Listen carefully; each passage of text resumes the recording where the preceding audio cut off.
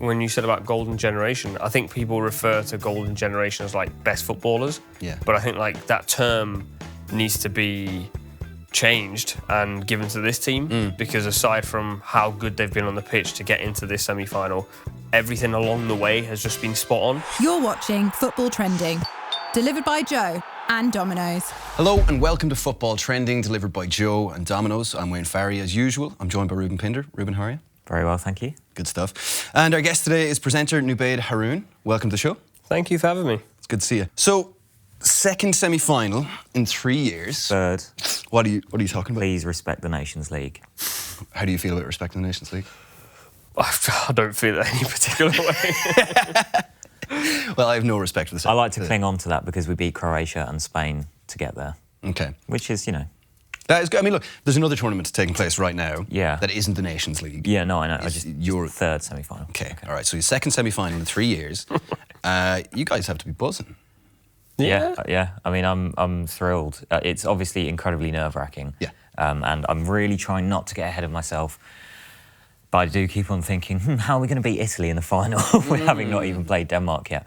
But yeah, it's amazing and couldn't be prouder of that group of players because it's so great to see such a lovely bunch of lads do really well as opposed to like a great bunch of lads fail. And, back in the day when we had world-class players that were slightly less likeable, if they had reached the final, I don't think it would have felt as good as seeing these lads do really well. Yeah. There's a connection there, isn't there? Yeah, I think it's the players, but also Gareth Southgate. I think he talks really well to the media, but it's almost like he doesn't talk to the media. He talks to the people. Yeah. And I don't think we've had a manager like that in as long as I can remember. We've always had managers who say whatever they're told to say, pretty much. Yeah. But I think in one of his latest press conferences or interviews, he spoke about all the players that haven't played yet.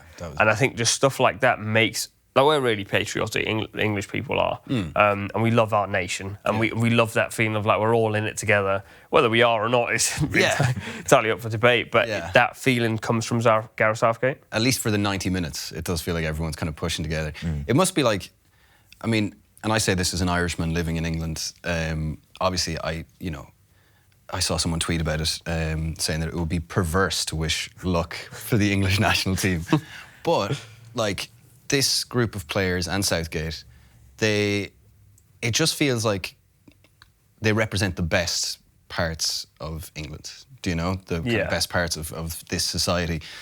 And to have that at a time when a lot of people who are in charge in England don't necessarily represent the best parts of society, it must be really refreshing. Yeah, it's great to see them kind of wind up all the right people in their refusal to kind of sway towards that jingoistic kind of horrible form of patriotism, whereas instead they're just good people who evidently care about other people, and you can see that in all of the off-the-field work that so many of them do. Yeah. And the kind of unity within the squad, and how friendly they are with each other, which is in stark contrast with like previous squads, like members of the golden generation, which I think this generation should now take that label. But in the sort of mid-noughties, members of that squad have openly said, like, we weren't really together as a group because club rivalries, and there was a lot more of a kind of, like, all of these footballers are celebrities, but there was much more of a celebrity culture back then where tabloid scandal was very common and that kind of... And we spoke about this yesterday privately, where, like, that was the first generation, like your Lampards, your Scholeses. I'm going all Michael Owen. Lampards, your Scholeses. But they were the first generation of real superstar English players getting the massive Premier League money. Do you know? Yeah. So there was that. They felt like proper A-listers, and there seemed to be a massive separation from the fans, where these guys do just seem like a bunch of lads. Well, players like Declan Rice, for example, I think he said if he wasn't on the pitch, he'd be in the crowd. Really said the same thing. They are just passionate. Passionate players who are fans first, almost. Yeah. And therefore they kind of, not that previous generations didn't cherish the moments of playing for England, but I feel like the shirt weighed a bit heavier on them. They didn't really enjoy it as much. It felt like there was a combativeness to old England squads and old England managers. Like what you were saying about, Southgate kind of talking more to the people rather than to the media. But he doesn't have that wall up that pretty much every other England manager has had, where they felt like people were out to get them. Yeah. Southgate just seems to take it all in stride. I think also the big thing to remember is like, I don't think in this team we have a superstar. Like in these older teams, like you've just mentioned 3, Gerrard, Lampard, Scholes is the common one. But then you also in them teams had like Ashley Cole, you had Rio Ferdinand, like Wayne Rooney. Yeah, Wayne Rooney. David Beckham. David Beckham, yeah. Forgetting about player him. in the world, probably. Like, You have like all of these players come together, and it's part of the reason why someone like Carrick could never get in the team. Yeah. And this team just has more balance, and it's not built around like Gerrard's got to play in the right position to accommodate this, to accommodate Gerrard. Lampard's got to play in the right position. This team's like, you guys play in the position Gareth tells you to play. Yeah. And where previously people have said, Sterling suits the left, he can't really play off the right. For Gareth, he'll play any side. Anywhere. And I think that's obviously a lot to do with Gareth Southgate, but also a lot to do with the fact that these players are West Ham players, Leeds United players. There's that blend. And then added on top of that, like we mentioned about the likes of like Rashford and Henderson doing loads off the pitch, Harry Maguire as well, who I don't think gets as much credit for it as he should. Yeah. And then on top of that, you've got players from loads of different backgrounds. Yeah. And I'm not saying that wasn't the case back then, but I think going back to the point you mentioned, it's quite funny that that's happening now with everything going on, and it's almost like everyone's going, "Oh, wait a minute, we're not all bad after all. We can all get along." But that's it, isn't it? Like, because you mentioned about Henderson, like, you know, the work done off the pitch, like that. You know, Henderson quote tweeting that trans fan, and you know, saying you should always feel welcome at a game. The idea of an England international, like Liverpool's captain, tweeting that in support of a trans person a couple of years ago, it would have been unimaginable. Even then, you just can't see it happen. No, and especially because, you know, there is that is still, there's a lot of TERFs in England, you know, and it feels like they're actually, like, right now, regardless of what happens on the pitch, even if they don't win the tournament, they're making tangibly making people's lives better and changing attitudes, which is like such a legacy for a team to leave behind. Yeah, and I think when you said about golden generation, I think people refer to golden generation as like best footballers. Yeah. But I think like that term needs to be changed and given to this team, because aside from how good they've been on the pitch to get into this semi-final, everything along the way has just been spot on. And like I think one of the things that probably represents this team that like literally perfectly is the fact that Shaw and Saka are best friends. Yes. Yeah. When I saw that, I was like, I would never put you two together. Yeah. Did you see there was a little clip that the FA tweeted out where they were talking about Love Island, and Saka was like, I haven't watched it yet, don't spoil it for me. Yeah. And Shaw in the Lions Den doing the in-house media thing was saying how they only just met, really, because like they hadn't been in squads together before, I don't think, because of various injuries and getting selected. And now they are. And Shaw said, I love him, I wish he was my little brother. Yeah, That bond is so strong because they're all very confident, but it never really strays into the kind of unhelpful level of arrogance. No, because even like, let's say, the player that would have been sort of, there was question marks before the tournament, not in terms of talent or anything like that, but just in terms of the dynamic of the squad. A lot of people said Grealish. For a long time, people thought Southgate didn't like Grealish. And maybe that was the case at some point.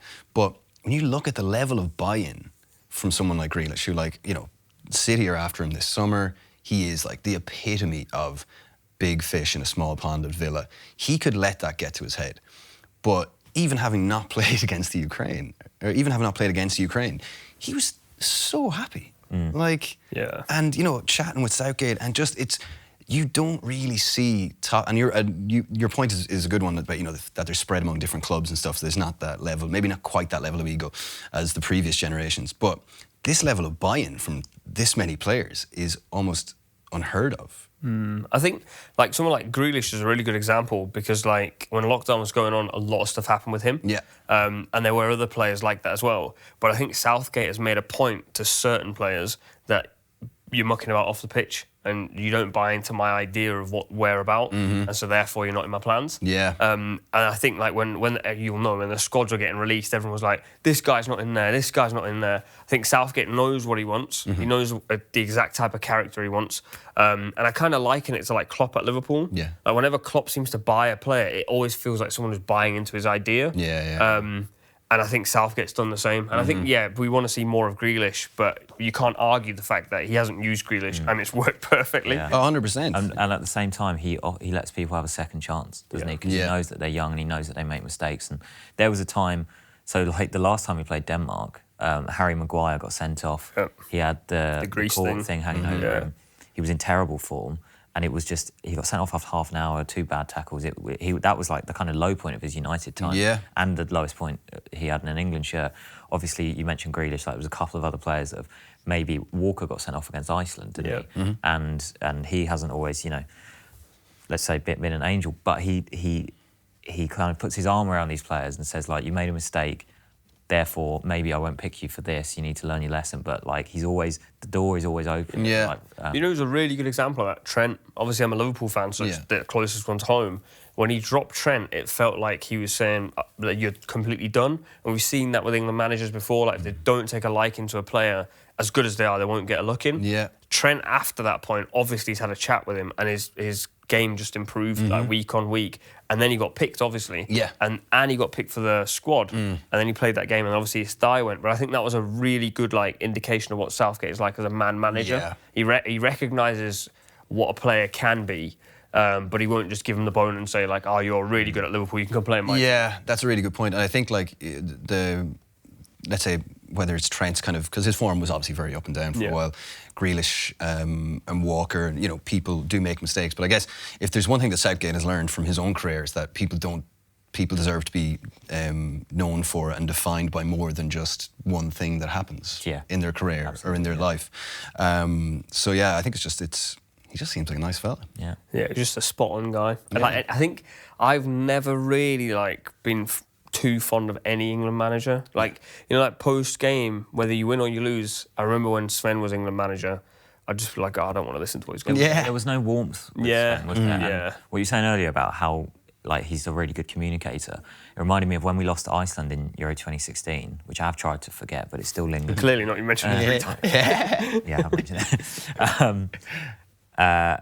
After that loss, Hodgson in his post-match was like, obviously expected to resign. And I think he said, like, I don't really know why I'm here, to be honest. It was something mad like that. And it's just, there was never, like, Roy Hodgson is a very well-respected manager. Like, his career has been, all over Europe. He's achieved some incredible things, like with various different clubs. But there was never quite that buy-in when he was in charge. Because that was a squad in transition as well. You had the end of the golden generation with Rooney, Lampard, Gerrard, and Terry when he first took over, and then a bunch of young players who are still in the squad now, like Henderson and Sterling. Yeah. So that was quite a weird time to be England manager. But this team is very much like, the oldest player in squad's like Walker, and then Kane's like 28, Tripps is maybe 30. But most of them are all kind of in this crop of 22 to 26, kind of entering their peak years. Yeah. So they've all grown up thinking maybe in quite a similar way, I think, and that definitely helps with like team unity and stuff. I think also like he's when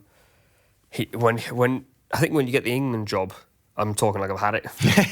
When you From get experience, that England job, I think it's a lot more than like, can you win games? I think you have to understand that, like, you really have to navigate the fans, because like we can be toxic, but we can also be like, if you get us on side, you can see what Wembley was like against Germany, and I think he recognises that and gives like value to everything that deserves value.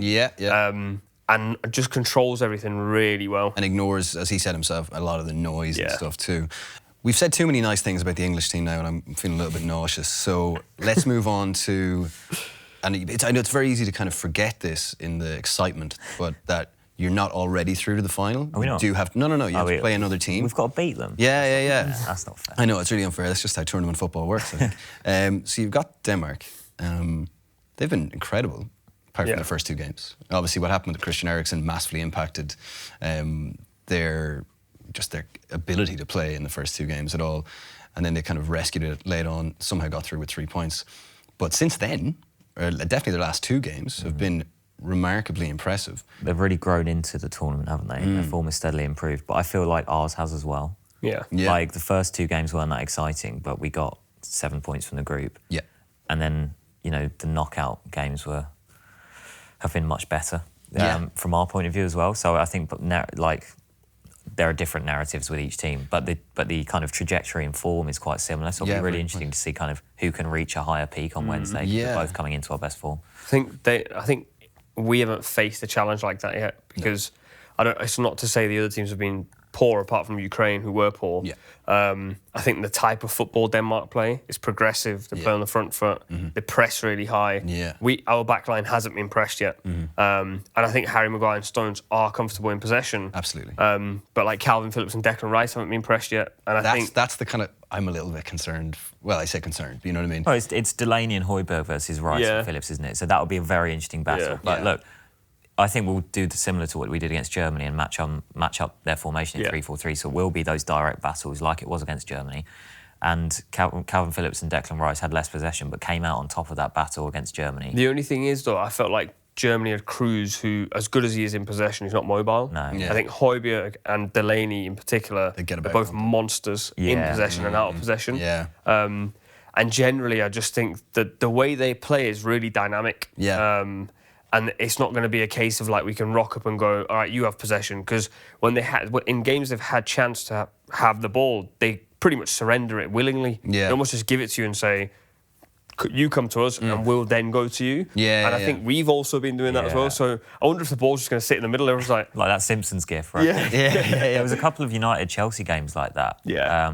last season. Well, during Lampard's era, I think, when both teams were better at counter-attacking than having the ball. Yeah. So they might as well have just left it in the middle of the pitch and stood in their positions. But hopefully, I mean, eventually one team is going to have to try and take the initiative. And I feel like England are very well sort of prepared to do that. We've got the tools to keep it tight for 70 minutes, throw Grealish on, and he'll make something happen. Yeah. That's kind of as what's happened in a couple of previous games this tournament. So that does give me hope, but it will be so even. Yeah. It will be really even. And like, there is that whole, like, I know the narrative has been spoken about a lot surrounding Denmark, but that's potentially massive. Like, these guys probably feel like it's their destiny. I mean, I think, like, when I look at the tournament now, I think every team has a narrative. Yeah. Like, Denmark's obviously much stronger than anyone else's, but, like, Gareth Southgate, because of the missed penalty, so it's like Gareth Southgate's redemption. Yeah. You have Mancini. With the final being at Wembley. And Yeah. Kind of You have Mancini, who didn't get an appearance at Italia 90, and he bought on Sirigu purely to give him an appearance so he gets a medal if they win it. Spain just happened to find themselves in the semi-final. Yeah. Spain are probably like, well, we've tinkered loads, and Morata's got a bit of a narrative, so we'll roll with that. Yeah, that's true, yeah. But yeah, I think every team will be feeling like it could be out here. Yeah. And I think because we're obviously in this country, we're like, well, this happened on this date, and now this is happening on this date. Oh, it's that thing with the 66 thing where we like didn't concede some goals. Or something. Yeah. I don't know. I think the narrative is there for anyone to believe in. I just think the thing that we probably saw the narrative really strong for Denmark was against Russia, where they the ball was just getting sucked into the net. But that was at home for them, and this is not. I think England have a massive advantage because the games are at Wembley. This is it. Like, that is, it's hard to kind of understate that. Like, that is massive. Yeah, but you know, the tournaments normally have a host nation. Yeah. So it's not that different to that, is it? No one's saying that it's unfair. So I don't know why you're getting so defensive, right? But it is like, but I mean, that is going to be that's going to be the thing that helps England over the line. And they need to make the most of it. Like, I thought the atmosphere for the Germany game just looked absolutely incredible. Yeah. And it took a little bit of time. The warm-up games, the atmosphere was pretty toxic. Yeah. Performances weren't great. Scotland game was not a great atmosphere. Wow, that final whistle was it was awful. I think there was like guys sitting in front of us booing the team. Really? Yeah. Like, relax, lads. I mean, we're so up and down as fans but at the moment we've just won 2 knockout games, scored 6 goals in those 2 games. Haven't conceded a goal yet throughout the whole tournament. Yeah. The fans are very much believing in the players, in the manager now finally, and that we can that we can win the whole thing. So the atmosphere should be really positive, and that will hopefully help. It will be massive. Are you at all concerned about? And I don't know why I'm thinking as like I'm basically playing devil's advocate here, just unintentionally because I'm an England fan. Are you at all concerned that like Pickford hasn't really faced a proper chance, bar Werner, and we haven't conceded a goal yet? The save from Havertz as well. Yeah, that was. Yeah, but like, come on, most keep it's above your head. Yeah. If he lets that in, we go it's a mistake. If it was like, let's say if I was an England fan, which I'm not, I need to state that. But if I was, I'd just be happy with the fact that Pickford hasn't had to face any shots. Really, you know, like, and I get your point. That it's like, you know, maybe it's good for the keeper to have a bit more practice than he has had, but he's facing a lot of shots in training. I've never seen Jordan Pickford look this composed, apart from that one He's skied. Well, in the Ukraine game, we had a couple of kicks at the end, and I was like, oh no. But that was very much. That was very much like Jordan the raver, rave head, because you were like 3 or 4-0 up at the time, and he was just, you know, thinking about Fanta. It's so English for us to look at our impeccable defensive record and go, well, that's a bad thing because it means we haven't been tested. True. I think it's good that we've kept all of these teams out, and like teams have had opportunities, and we've like limited them to kind of half chances most of the time.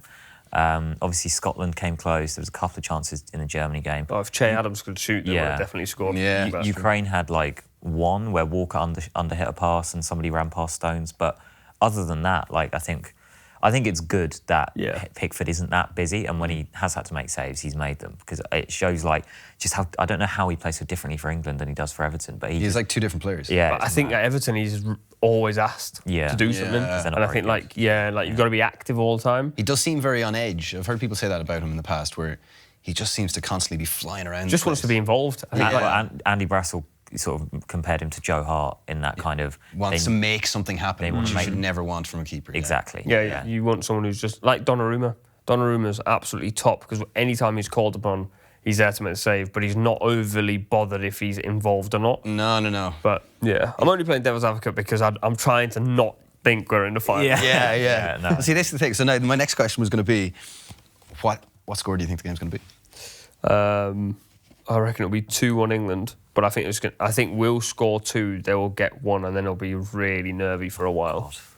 Can you imagine that last 10 minutes will be horrible. I reckon 1-0 England. I think it's going to be super cagey. Grealish will come off the bench, same sort of pattern as what's happened in the other games, like against Germany when he came on. So that's what I reckon. What score do you think it's going to be? I think Denmark are going to win 4-1. I think they're going to run away with it. Too many times watching Denmark batter Ireland, isn't it? Seen it so many times. I've seen it so many times. I've seen us lose to Denmark so many times that I actually crave the memory of watching a 0-0 draw in Copenhagen, which was one of the worst games I've ever seen. But that was better than the return leg, because they spanked us at home. So wasn't it freezing cold that day in Copenhagen as well? Yeah, but I lived in Finland at the time, so I was kind of used to the cold. But yeah, so I think Denmark they're going to win 4-1. Okay, you're wrong. But I am wrong. I mean, if it happens, I'm going to ask you for the lottery number. I'll do my best. I also won't come in for Thursday's show. No, I had a feeling, so Italy, I mean, the thing is, so let's say you do beat Denmark, Italy or Spain, I know which team you all want to face. You want to face Spain instead of Italy. But I mean, is that going to be as straightforward as people say? Is it just going to be Italy? Because I think it probably will be. I think Spain have played well. I think their kryptonite has been anything aerial, like Pau Torres and Emeric Laporte in particular. They've struggled in the air. And I don't think Italy play anything in the air, because Ciro Immobile has been dreadful this tournament. They should just chuck Belotti in, I think. Because Immobile, sorry to interrupt, we were doing this Kane is undroppable thing, because he kind of is. Whereas Immobile is not that level, really. No, but he scores loads of goals in the league, right? Yeah. But if he's not doing anything at all, like he doesn't even contribute without the ball, or like he doesn't even drop and link up play like Kane does. He's just kind of anonymous there. But does it matter though when Insigne is doing so much? Do you know what I mean? Because at least Immobile, he at least takes away the attention of at least one player in there. Yeah. You know? Yeah. But sorry, to go back to your Spain in the air thing. Yeah. I just think Spain will get dominated in the air, but Italy won't be whipping crosses in. But to Insigne, I think the reason he's been really good is because Spinazzola's been on the outside. And I think he's going to have a big problem now, because they've got... I mean, Emerson's not a bad player at all. No, but he's not. But, like, Spinazzola's absolutely class, and he's had a really good tournament. It allows Insigne inside, and they just have an overload in the middle against any team. And I think, like, that will be a massive problem for them. Especially with Azpilicueta playing at right back for Spain, he's going to... And he plays with Emerson at club level, so he's going to be able to shut him down quite easily. Yeah. So I wonder what their plan's going to be for that, because Di Lorenzo's barely got forward. They might flip it and go, because Di Lorenzo is good going forward, might flip it and go, we'll sit deeper on the left and push you on the right. Yeah. But then you lose Insigne on this side. Yeah. But then they've got Freddie Chiesa.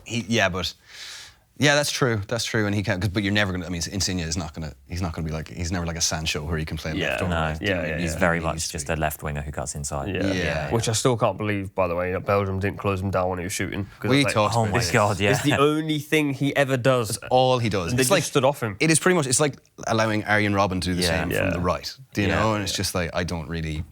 That Belgium team just had no legs by that point, I think. No, and you can't be allowing Insigne that much space and still realistically want to win a tournament. And like left to right as well. Like I get it from the other side. Even then, I don't get it actually. No. Because nobody's marking anyone. Just mark him. Just mark him. Just go mark someone. On the point of Belotti, I think I agree that Ciro Immobile is perfect only at Lazio. Anywhere else he's been poor. That's true. And he's always struggled. I think you chuck Belotti in, but the problem with Belotti is the geezer's so hot-headed. That he'll just kick out randomly, and you don't want to risk that. So, yeah, but I don't think Spain have got enough to beat Italy. No. And the weird thing about this clash of teams is that Italy, at the moment, are kind of playing like what Spanish clubs aspire to play like.